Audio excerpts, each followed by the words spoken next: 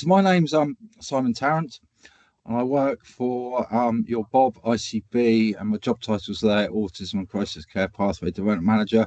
Been in post now for about two, maybe 3 years, and I do a lot of work around reasonable adjustments. I'm going to be introducing to you a model that we've developed and been implementing widely that helps us understand what reasonable adjustments look like for this population of people.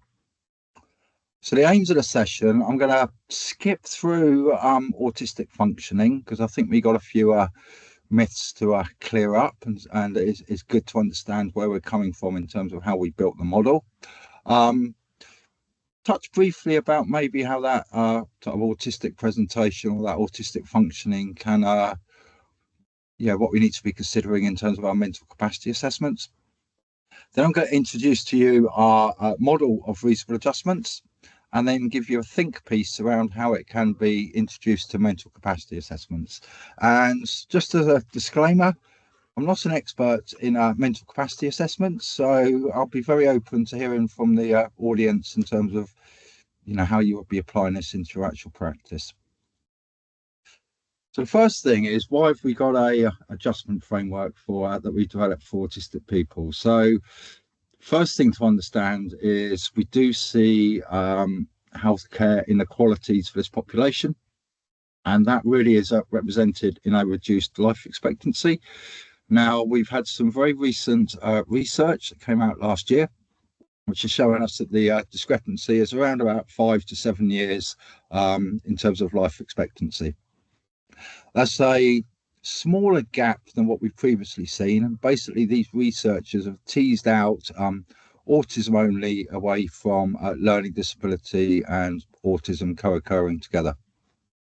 And within people with learning disability and autism, we're probably looking around about, I think it's about 10 to 12 years difference in life expectancy from memory. So why are we seeing this reduced life expectancy? Well, basically, this population of people find it more difficult to access healthcare services. And those barriers are pretty much systemic, to be honest. It's the way that we do things that presents the barrier. And it's nicely summarised in some research by a lady called Joanna Breedy, who basically summarised it as it's the environments that people find themselves in. It's the neurotypical communication and interaction styles. It's the way that information is presented. We also see a higher need for predictability in this population of people. And underpinning all of that, what we're currently seeing is a general lack of understanding and appreciation of autism alongside other forms of neurodiversity. And we also need to bear in mind that we've got some legislation in terms of the Equality Act 2010, which does place a duty on us to make reasonable adjustments for autistic people. And that's because it is recognised as a hidden impairment or disability within the Equality Act, although I don't like the way that is described as that. And in terms of our autistic population, I'm fast beginning to understand them as a litmus test. Now, our autistic population are very sensitive to our physical environments, our social environments, and our communication and information environments. And to be honest, any barriers that an autistic person faces, if we can understand those and reduce those down, a lot of other people are going to benefit as well. And there's a really interesting piece of research that's come out that supported this. In Sussex, the police forces have reasonably adjusted their custody suites because they realise that autistic people being detained in custody were having a particularly hard time and going into states of meltdown. So they tried to change the colour schemes into some type of lighter pastel colours. And they also made some changes to the lighting. So they removed that sort of harsh fluorescent lighting that we all find difficult and replaced it with LED lighting. And one of the side effects that happened there is the sickness rates of police officers working in the custody suite actually went down. So I think that adds weight to the fact that yeah, the barriers that autistic people face are challenges for all of us, but the autistic people can like fall at those hurdles first and a lot harder than what the majority of people do. In terms of understanding autism, um, I think we're just at the stages of some good research beginning to pull through. Now, in terms of autism, it's assessed as a social communication and interaction disorder, and that's the words of the diagnostic, the DSM, where these people are described. So that describes the outward differences or challenges that we see in our autistic population. However, it doesn't really explain autism, nor does it help us to identify what the changes are that we need to be making or what those inward challenges look like. So this is the model, the type of formulation that we developed around autism, and I've got to admit I'm sort of revising this all the time in view of new research that's pulling through. So underpinning autism, we see a very different sensory experience. So very often autistic people are having to process more sensory information than what we see in our typical population. We see a keen attention to detail and attention tightly locked in specific areas in terms of processing information, situation, and events around them, which has been described as a monotropism. And those two sort of differences combined impacts it impacts on what we call executive functioning, which is a type of background app that we've all got running that helps us type of plan, organize anything from events, the day that's happening around us, the task in hand, and also has a big role in social communication and interaction. I think the other thing we need to be acknowledging is being autistic. So you're basically living in a world that is not designed for you, can be incredibly traumatic. And we often hear stories of bullying and exclusion and social isolation. So there's trauma that goes along with being autistic. And there's a lovely piece of research coming out called the double empathy problem, which is basically autistic people are living in a world where their lived experience is yet to be fully understood. And to some extent, that is also reciprocated in terms of the autistic understanding of what we call the neurotypical or the majority experience. So there's a bit of a clash happening there. And I'm going to try and just touch through some of this in a little bit more detail in the next few slides. I'm hoping this works. It's a video, which is always a bit of a challenge. And I do need to give a little trigger warning. This is quite difficult to listen to and hear if the sound pulls through. So I'll press play. So I hope the sound pulls through onto that. That's the autistic experience of a shopping centre. It's probably quite different to most people's experiences, and it's looking at the sensory aspect of what's going on in that shopping centre. So that autistic child is basically being bombarded by lighting, noise, movement, sound, a lot of stuff that we often have filtered out. And it's a really interesting or nice concept. Again, this is something to take away, okay? This has been developed by an autistic academic called Chris Memmott, and he's trying to highlight the difference in the sensory processing and therefore the challenges we see in our autistic population. It's called roundabout theory. On the left-hand side is a roundabout, which is a non-autistic or majority experience of the sensory world around us. And again, if you think of the sensory world, there's loads of information there. We're constantly being bombarded by, touch, sight, feel, smell, etc., etc. And in the non-autistic brain, basically, we've got this stuff being filtered out. So all you're putting through is the information that you actually require. Everything else is redundant and put out of the way. As you can see on here, there's not so much traffic, that cars represent sensory information. And I view this as being like the cognitive processing capacity. So there's a lot of room there, a lot of space for type of processing other information, what's going on around you, responding to conversation, responding to demands, etc. So there's a lot more cognitive processing. The car crash on the right hand side is the is basically a conceptualization of that type of autistic experience. That sensory information is not being filtered out as well.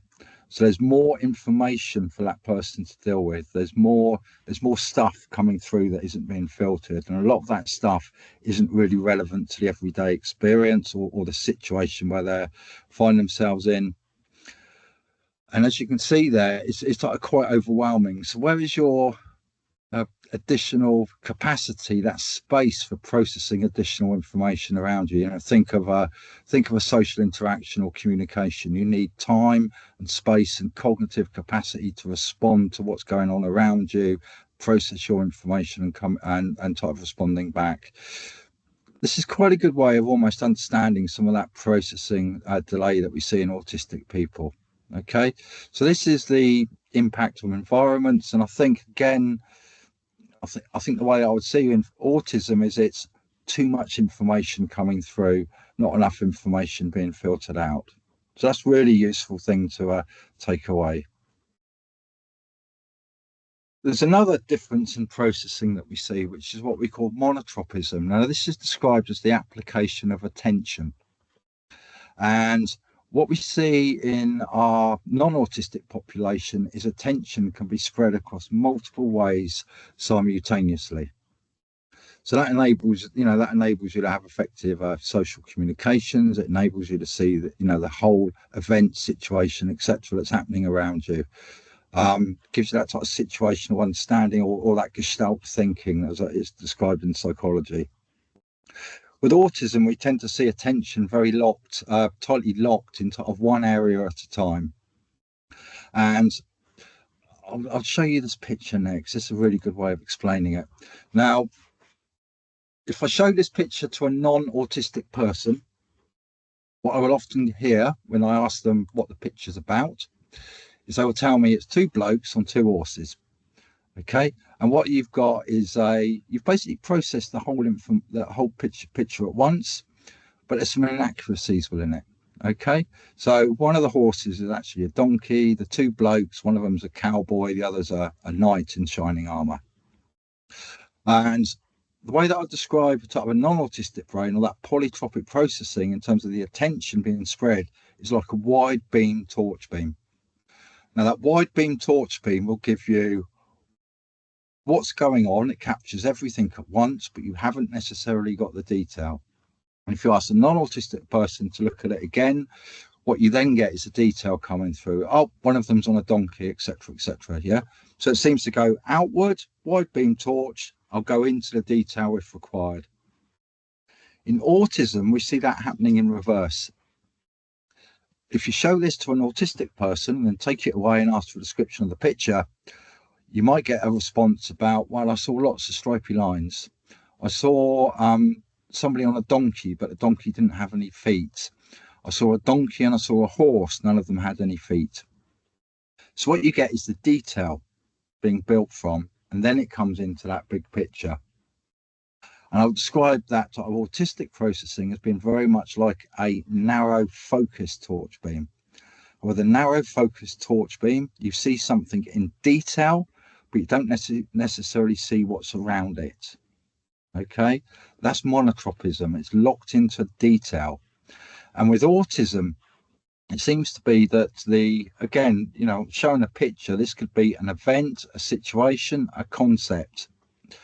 What they're looking for is the connecting pieces. How do these pieces join up to actually give me that bigger picture? And if there's no connecting logic, if those connections aren't made, that person is going to have a fragmented understanding of what's happening around them. I've got a really interesting example of this when I was working with a young autistic lady with eating disorder. I was talking about her sort of academic stuff that she was into. This person described, she had a real strength in mathematics. And she said, there's a logic to it. 2 and 2 will always make 4.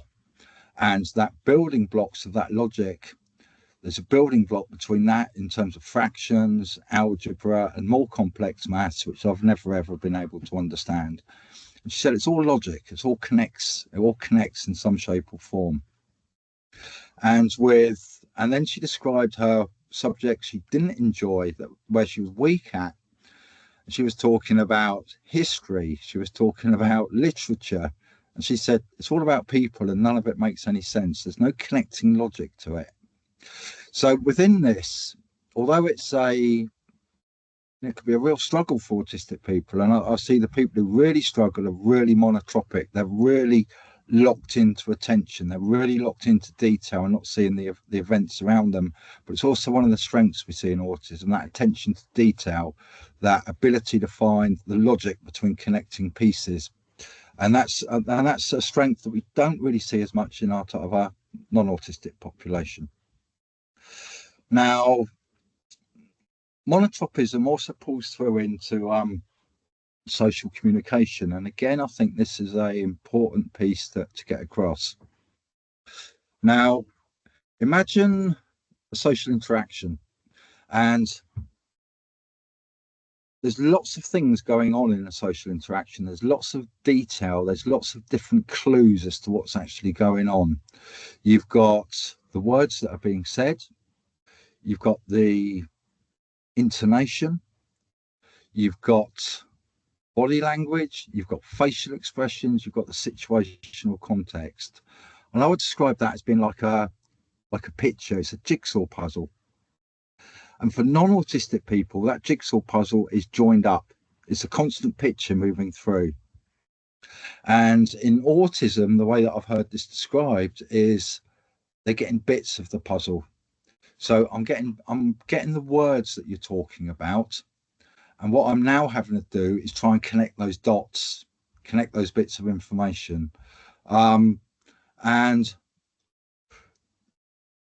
that connection is often happening through what that autistic person has learned. So what's been my experiences to date? How am I joining the dots up? Somebody's smiling, therefore they must be happy. They must be talking about something joyful. That isn't always necessarily the case. If you think of our social communication interactions, there's a lot of stuff. There's a lot of hidden meaning, and decoding that is incredibly difficult. And to some extent, that decoding relies on some sensory feedback. The sensory feedback is going to be around your emotions and what the emotional states that you're picking up in other people. There's probably that connecting glue in non-autistic people that kind of puts that puzzle together and gives you the picture. And in autism, the way it's described, that seems to be taking guesswork. And I've maybe only ever got part of the communication, part of the interaction. And again, in our autistic population, you will often hear about, real difficulties and challenges around understanding sarcasm. Sarcasm, you've got to understand the situation, the facial expression, the intonation of the words. And if those bits are missing, you're never going to pick up on it. Think of the idioms, etc., that we use, the stuff we say that doesn't really make any form of sense at all. It's raining cats and dogs. Pull your socks up in terms of working harder. That's all stuff that I guess over time that we start to learn and piece together. But for an autistic person, it's that monotropism, that type of reliance solely on the language. So pull your socks up does mean do my socks literally need pulling up, not necessarily being interpreted as working harder. And there's a perfect example of it there. This is I guess, a communication breakdown. So somebody taking a statement from their loved one, literally.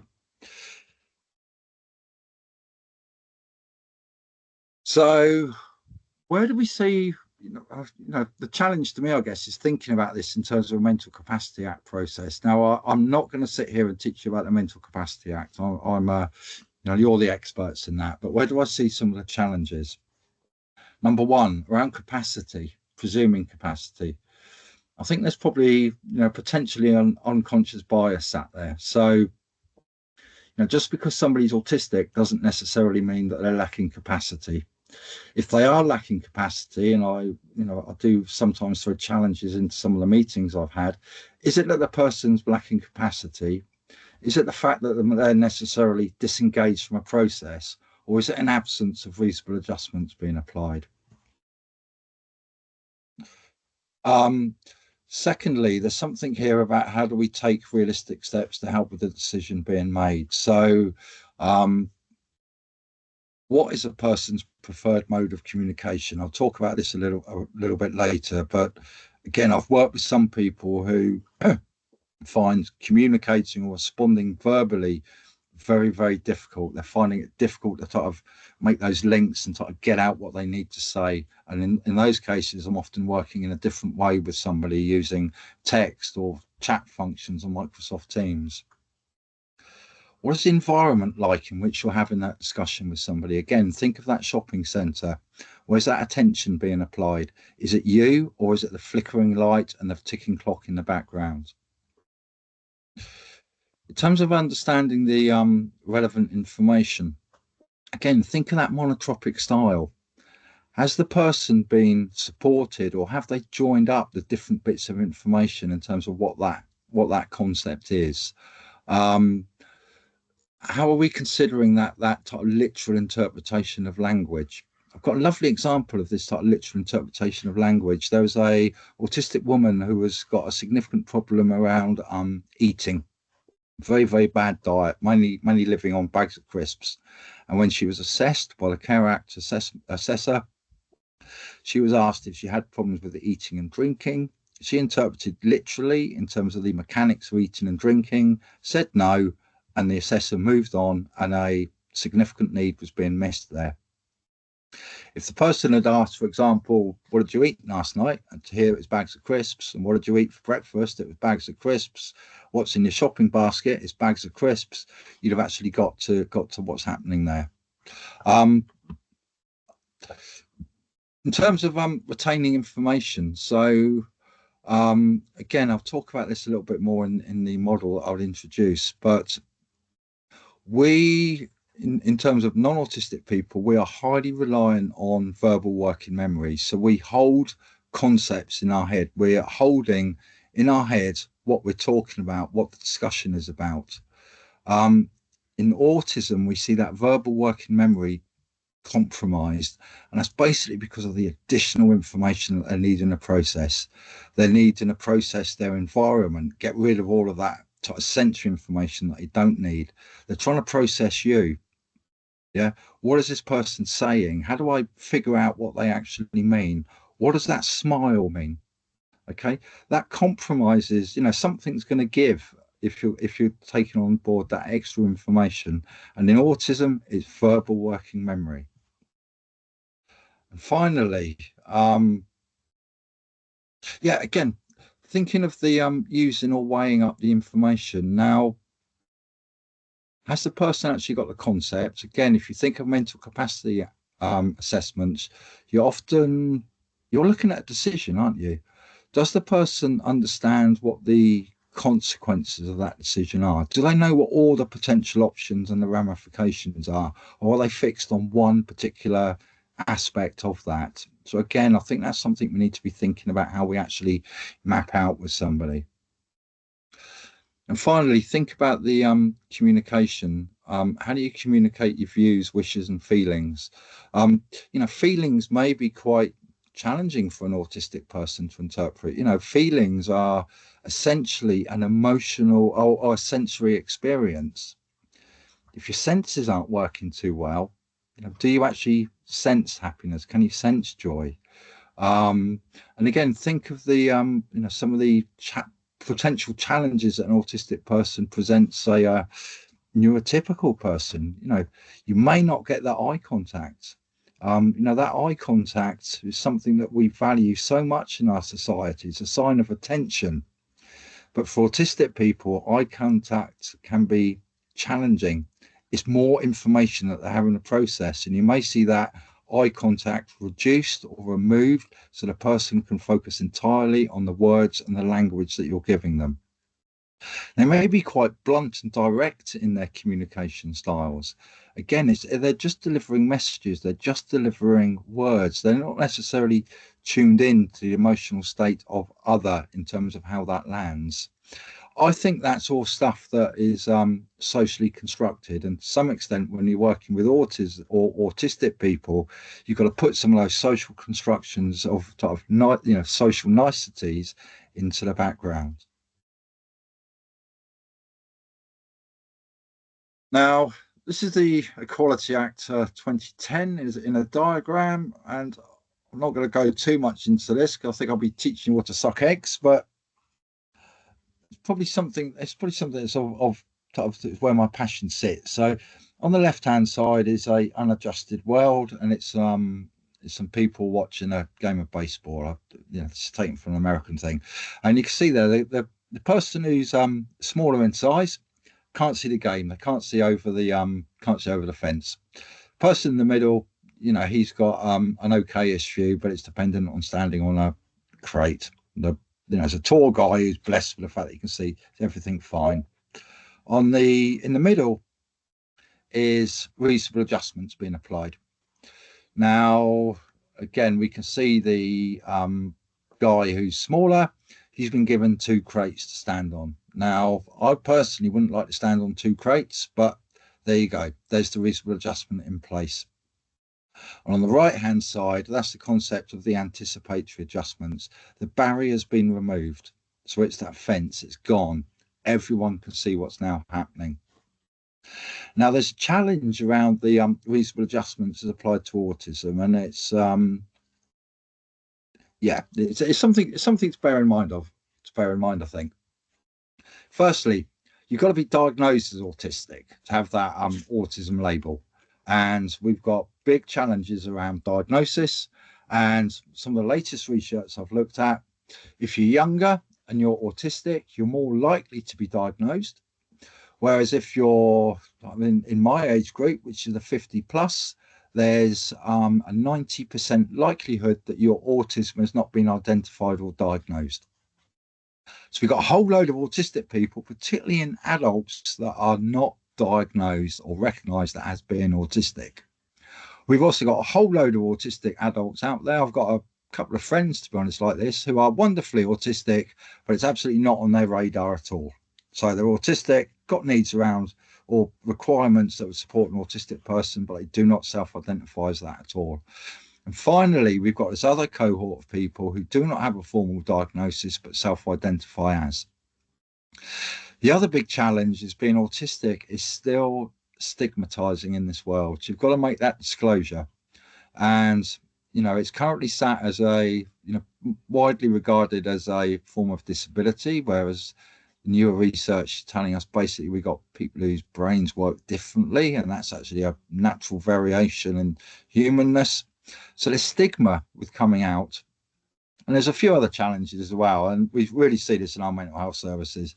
You could be sat there as an autistic adult telling a mental health worker that you're autistic, and that person is going to disregard it. So I like to work as far as possible towards those anticipatory adjustments. Just understand the barriers, bring them down.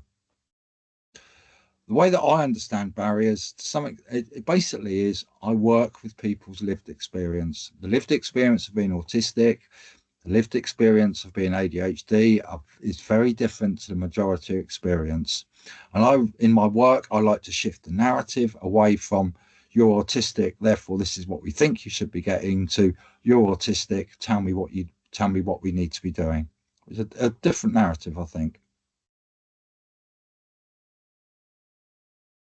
We often hear about autism anxiety as though it goes hand in glove. And to be honest, I think there's an argument that it potentially does, but it's because you're in a world that really doesn't accommodate you or understand you or make the adjustments you need around your specific requirements. But in terms of autism and anxiety, the first thing we need to be thinking about is environmental factors or situational factors. And that's quite empowering because it actually means that we can do something about that. And the model I'm going to introduce to you in a couple of slides' time proactively aims to address these factors. So this is what the research is telling us. Firstly, you've got the stuff there. We see more anxiety in our autistic population, and this anxiety is crippling. When it's present, this is anxiety that impacts on everyday functioning and the quality of life. So what are the factors? I think it can be one factor, or very often it's a combination of factors. So one, we've got uncertainty, lack of predictability. That links back to that monotropism. Now, if you think about it, we often have plans that don't work, don't go well, and we have to rapidly go into plan B, plan C, which means evaluating why plan A isn't working, or working out the type of factors that are impacting on that, and then making quick adjustments.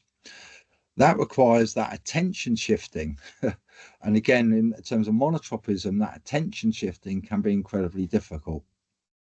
So in autistic people, what we find, if there's a lack of predictability, or if plan A isn't happening as expected, that is suddenly replaced with huge levels of overwhelming anxiety in the moment. Secondly, we got the sensory system, that overwhelmed sensory system processing too much information, which is often very, very difficult for an autistic person. Think of a music mixing desk. In non-autistic people, a lot of those dials are turned down. Maybe you've got a dial turned up, so you can listen in or focus into what you need to in that moment in time. Whereas in autistic people, all those dials are very often turned up to full. Again, thinking of that video, that young boy, he was becoming overwhelmed. He went into a meltdown. Okay, so that meltdown is anxiety that can no longer be managed or self-regulated. Information. The autistic brain has, as it's been described to me, has a thirst for detail. They like to know what the detail is, and then join those dots up to get that full picture. If that detail is lacking, or the information is misleading or of a poor quality, again, we can see anxiety coming into that place. Social interactions.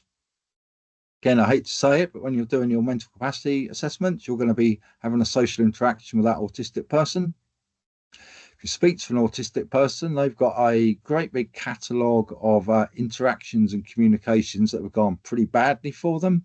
So you've got that sort of precipitatory anxiety about meeting somebody.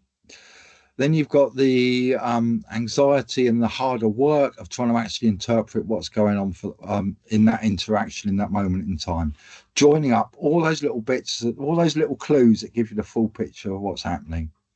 And finally, you're often in a world that isn't appreciating or adjusting around your specific requirements. So this is our cunning plan. This is what we can do about it. It's a 5-strand framework. I produced this when I was working in a reasonable adjustment service in Oxford Health. I was beginning to notice themes in the recommendations that we were making. And then I was finally tasked by Oxford Health to develop some autism-specific pathways within their mental health services. And I worked with a group of service users, and we came to the conclusion that actually, if you've done things differently, we could start to access the pathways that you're offering. So this is sort of co-produced and supported with clinical evidence behind it. And we kept it to 5 strands because if anybody knows the 6 C's of nursing, we always get lost at 4, and cute and cuddly aren't numbers 5 and 6. So we kept it nice and simple, and hopefully the APIPS is a acronym that sits in the memory. A lot of this stuff also overlaps. So there's a bit of overlap between some of these, but again, I think that's absolutely fine. So the first one is the acceptance strand. Now, this has been accepting of the autistic identity. So again, we often hear about diagnostic overshadowing. We hear of autistic experiences of people saying, well, you don't look autistic to me. We know that in autism and females, there's a lot of masking going on. So that autism may not be pulling through because that person's sort of learned how to camouflage themselves in a social situation. And then we've also got this phenomenon where your autism could be totally and utterly disregarded. And the research is telling us that 2 in 5 autistic people will have their identity challenged. Secondly, I think this is all about listening to and understanding that person's lived experience. And this was the type of work I used to do when I was working clinically. It was getting the sort of reframing that type of autistic identity in a really positive way, looking at it through the lens of difference and not through the medical model of disability. So I think there's something here about being careful about the use of your language. You know, speak to these people, find out about their experiences through the lens of curiosity and difference. And when you can get an autistic person opening up to you, I find that those relationships are they're pretty solid relationships. Um, I think I've mentioned some of the autistic nuances. These are all stuff that are socially constructed. So we may see reduced eye contact that neurotypicals like to show that you're listening and understanding. We may have our feelings hurt by quite blunt, direct language, but to be honest, it's quite refreshing that people are saying what they mean without the type of hidden stuff that goes on in neurotypical lands. We may see some different non-verbal communication. We may see people fidgeting. We may see people sort of regulating themselves in terms of using a fidget device or maybe twiddling with their hair or something. So again, I think in terms of these nuances, it's about picking up on them and just framing it as this is autism and sort of holding it to self, really. I've never challenged an autistic person in terms of whether they're paying attention because I've not got eye contact. I know from their responses that they're paying attention, often more than a neurotypical person who is staring at me intently. This model also places the onus on us to adapt our approach. Again, I think it's kinder. I think it's fairer. Um, I can't expect autistic people to adapt around us. And finally, I think there's some recognition in terms of knowledge and understanding that we are in the golden age of discovery about autism. And the research that I read is autistic academics making sense of their experiences. And the previous research has been neurotypical academics telling autistic people what they think their experiences are, which to me is wrong. The treatment for uncertainty is providing predictability. Now, I'm not talking about rigid routines or structures in which people start to live their lives like robots. I'm talking about people knowing what's happening around them and what's happening when, where, etc., etc. So, how do we provide that predictability? And again, if I think of this was type of model was developed around our mental health services, particularly around appointments where we see a higher rate of do not attend in our type of autistic population. How do we let the person know what's actually happening to them? And Rudyard Kipling has provided us with the answer of this. I think he talks about six wise men, but I think we can call that gender neutral. So it's basically proactively answering these questions: what, why, when, how, where, and how, and who. So answering those questions in advance provides that predictability. And for example, we looked at something as blandly as appointment letters. I've been looking at them in mental health services. I've also done a little piece of work into palliative care services. And our appointment letters don't tell you much. Okay. Now, what we advocate for is that you front load that. Let somebody know what they're coming into. Let them know what to expect.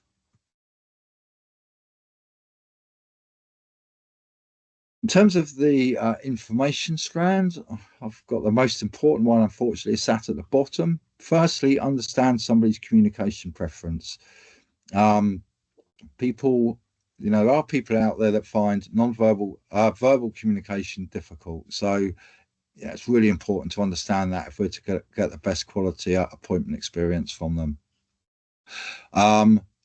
We've got autistic people who find phone calls incredibly challenging. So again, sort of thinking about methods of contact.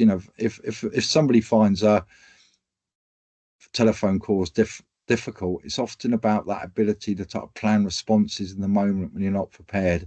It's often useful to either put in a diarised appointment for a phone call or give them a text or an email and say, listen, I need to give you a call at 12:30 about sort of X, Y, and Z. Then we need to consider our communications, so our verbal and our written communications. And what I would say there is be autistic, be incredibly literal, say, use language that can essentially be only interpreted in one way, be clear, concise, unambiguous, avoid your metaphors, avoid sarcasm, avoid humor. Although I'm not saying that autistic people don't have humor, but you know, we got to give messages that are very, very clear and concise. Um, this is a bit of a challenge for us given our professional backgrounds, but open-ended questions can be incredibly difficult to answer. Um, so use closed questions. Again, think of that example I gave about the person who was living on bags of crisps. The open-ended question was misinterpreted. Using closed questioning got you to the actual need.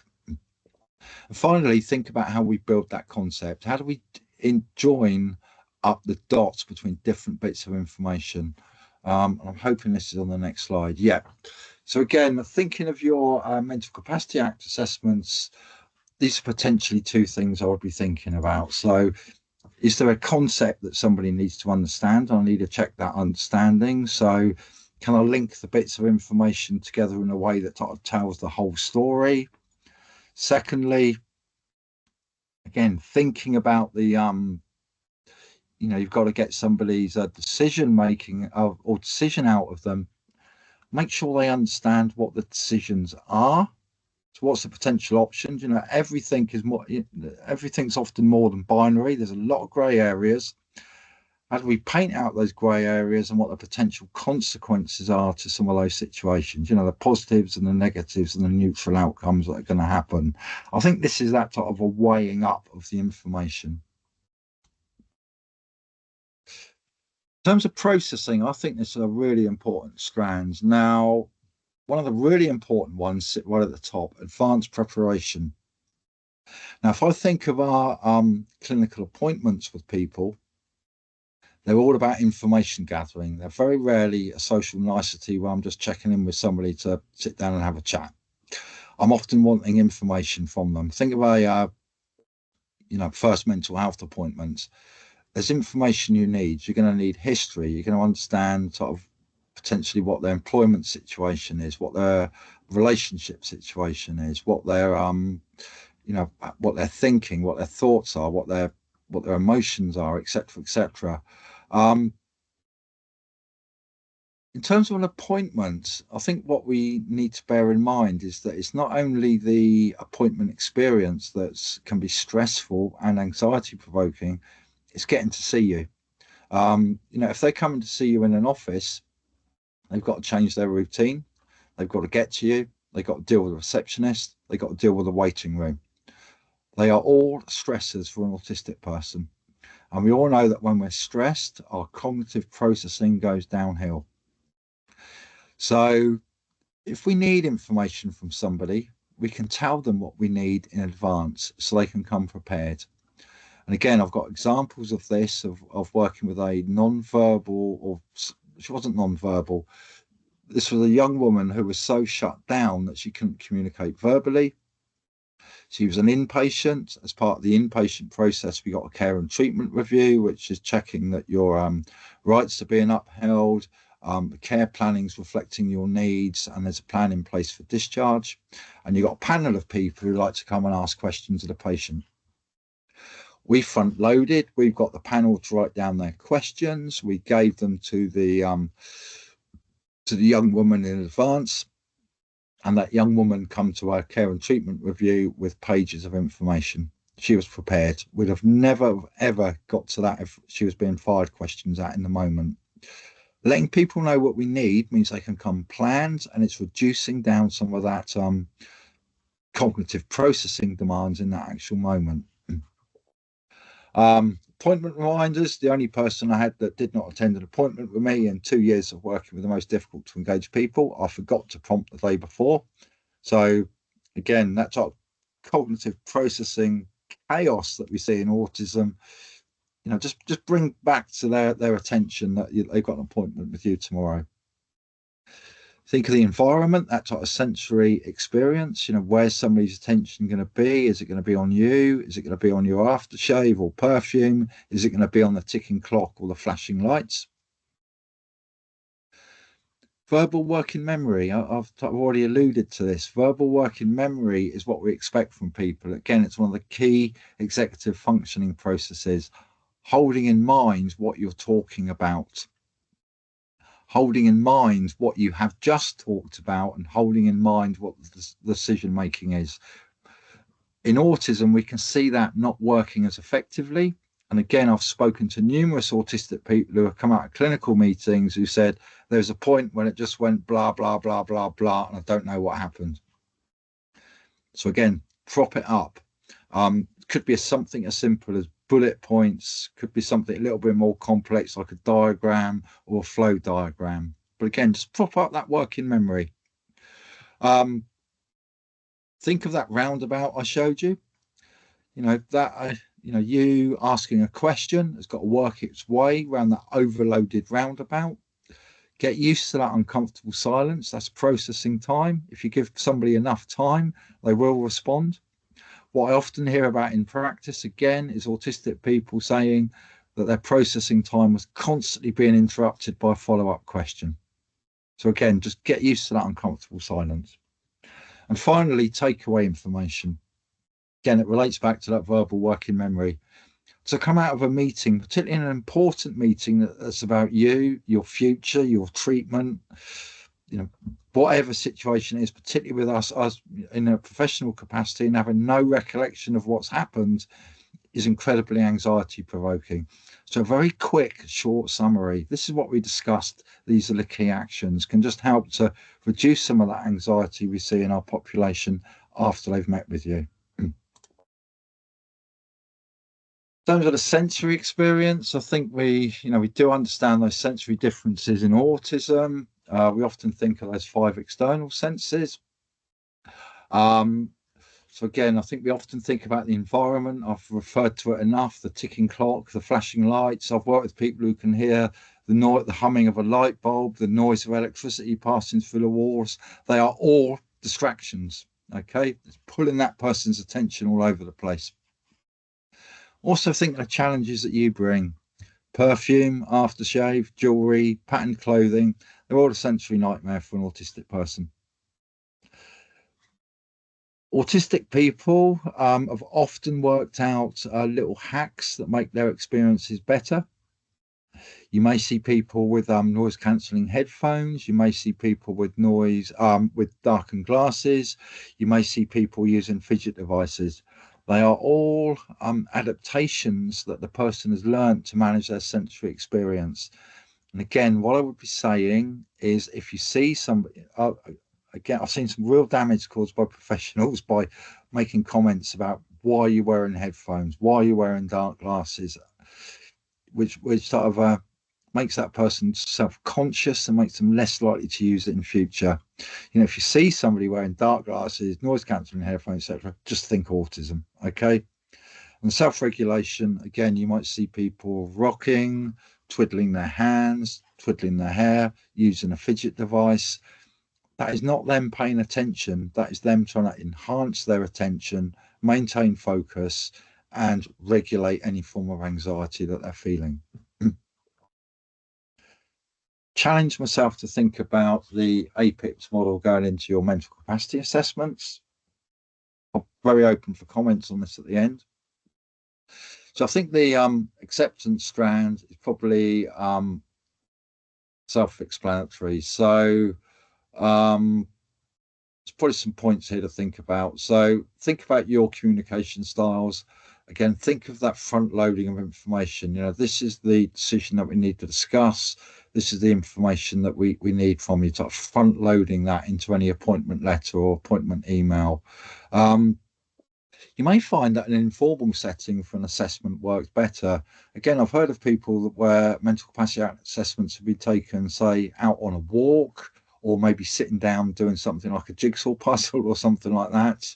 And finally, I think the other thing to be aware of is autistic people get incredibly anxious about appointments, particularly if there's something decision making to be made. Mental capacity assessments, there's quite a weight behind the outcomes of those. So that anxiety may burst and the person may be unable to make that appointment. So be prepared to reschedule if required. This isn't a person avoiding; it could be anxiety that's building up too much.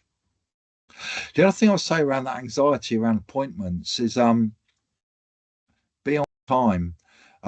Again, when I was doing my consultation work with mental health professionals, you hear about these difficult to engage people, and then find out the clinician is constantly arriving late to an appointment or the appointment starting late.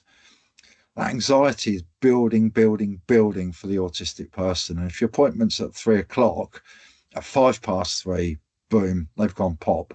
So there is something for autistic people that you need to be incredibly professional. If it's 3 o'clock, it's 3 o'clock. The predictability strand. So think of these questions. So the what and why. So what is the Mental Capacity Act assessment? What's the decision and the outcomes? What are the questions that you need to be asking? And potentially think again of that concept mapping, particularly in when you're actually meeting, got the face-to-face with somebody. The when and how long. Autistic people may have some routines or some activities that are incredibly important to them. It's really useful to understand those and try to work around them.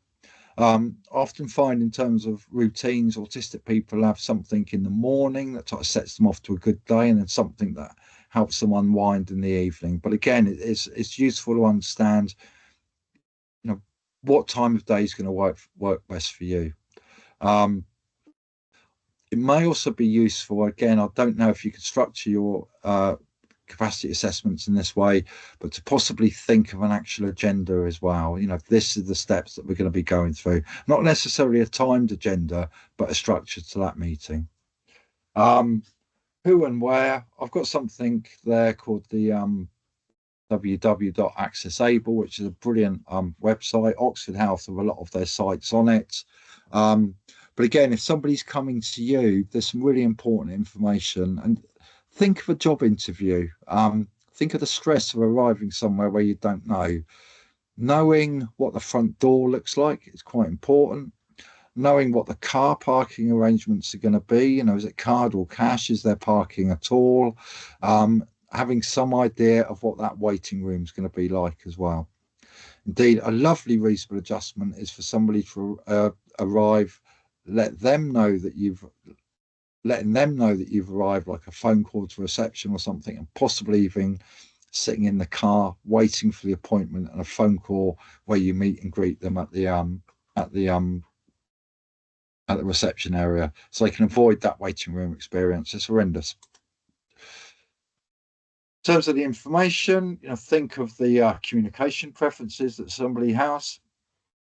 Think about how we support our verbal communication in terms of propping up that verbal working memory.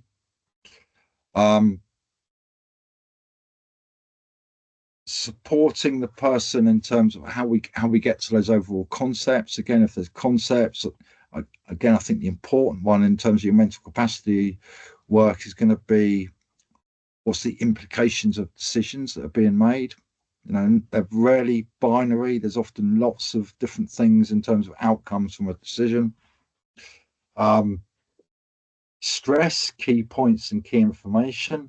Again, I've spoken to somebody who talks about the importance of repetition. If something's really important, keep repeating it, keep embedding it in there. And again, think of that sort of a very clear, concise, literal communication that we need to be making.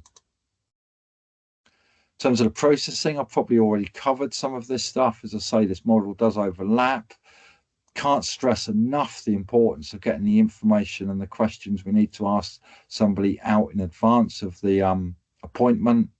Can't stress enough propping up that verbal working memory.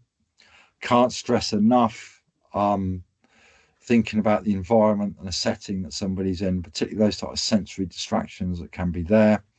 And then also just consider that kindness around that person's processing time, so getting used to those uncomfortable silences.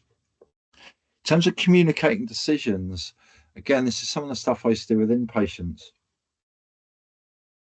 They may present the information to somebody on one day and then give them 24 hours to process that. And then we could come back, revisit that information, and then hopefully get that decision out of that person. There may be more processing time that's needed before we get to that. The environment, again, I've already covered that, to be honest. But again, if you do have, I'll show you a reasonable adjustment passport in a minute that sort of captures a lot of this stuff. So if you are working with an autistic person, it might be useful to send them out a reasonable adjustment passport for them to complete, or maybe complete that at your first time of meeting with the person. Something interesting here as well is neurodiversity or neurodivergence is a gift that keeps on giving. You often find more than one neurodivergent condition, and something we often see within autism, there's a 60% likelihood of that autistic person also having ADHD, and there's also a very high likelihood of dyslexia being present as well. If anybody ever gets emails from me, they're always in dyslexic friendly fonts. Everybody can read them, but it really helps my dyslexic colleagues. And for those of you that work in the NHS, we got loads of dyslexia within our NHS services. Now we've captured all of these reasonable adjustments in a reasonable adjustment passport. This is version 3. So we co-produced the first one.